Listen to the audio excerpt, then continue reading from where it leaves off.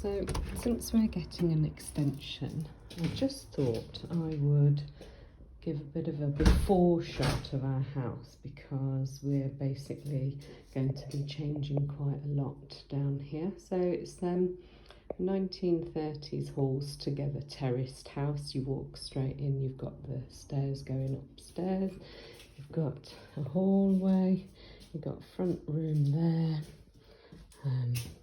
and you've got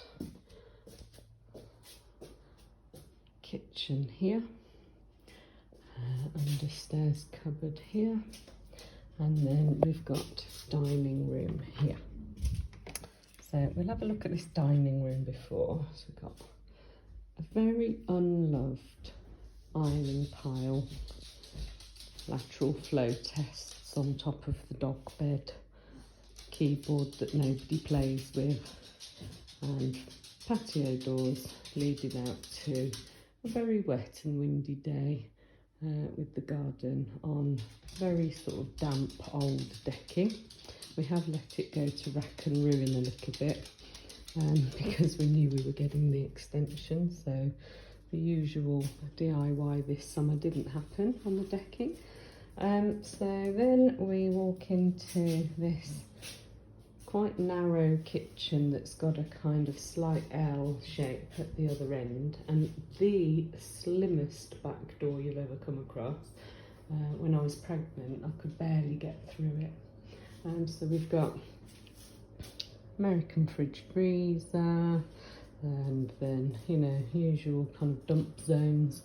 We've got this kind of collection of crap on top of the fridge freezer. I said to my husband when we had the kitchen done the first time, let's have a cupboard above there, and he said no, we won't need it.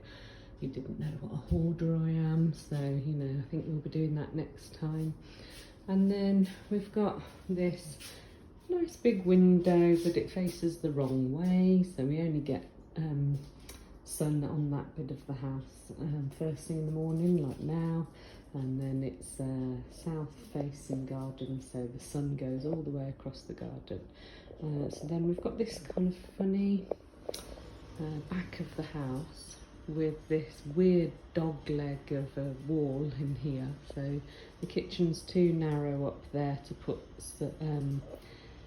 units either side, and when we first moved in there was a bit of a weird sort of triangular table there years ago, but it's also not wide enough to get units down here either. So we've got this kind of, I don't know, sort of L shape of weird space there. When we go back through, we've then got some noise. I think there's other neighbours doing stuff as well. We've then got a really nice garden, quite a sort of 1.5 size garage, but we've got this horrible outhouse, and we've never done anything to it because, well, I tried to put a nice door on once, as you can see. Not very clever. But there's this lead water holder on the top.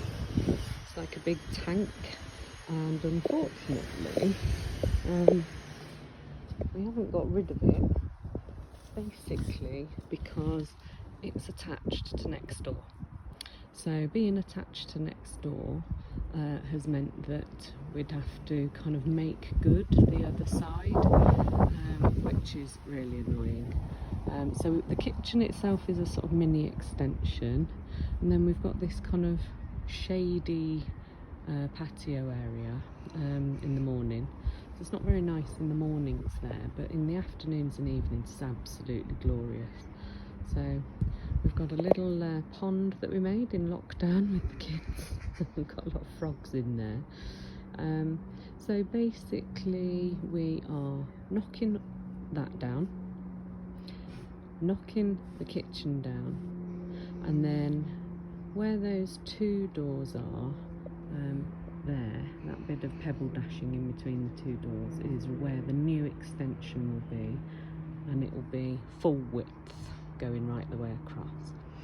So we had some good news yesterday. So yesterday I bumped into the new owner of next door. It was a little old lady, bless her. She passed away either earlier this year or end of last year, I forget which, and it's been laid empty for a while. But I met the new owner yesterday, and lo and behold, they're starting work on that property the same weekend as we are, which was absolutely incredible. So what that means is that now we haven't got to make good the other side of this extension, that side, and it means that while we're hacking away this half of the building, that they'll be able to work in conjunction with that builder and do exactly the same, because they're doing exactly the same as us. So we're coming out 3 meters, and you don't need building inspection and all of that, what do you call it, we're just having building regs rather than going for planning permission. We've already got an upstairs bathroom there, and we've got an ensuite up in our loft bedroom as well, so we're not going to have another bathroom down here.